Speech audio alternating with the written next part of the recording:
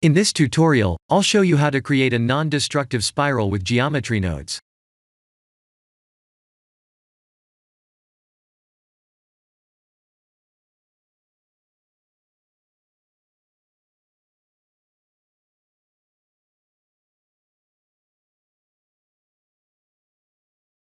Here are the full nodes, and I'll zoom in shortly.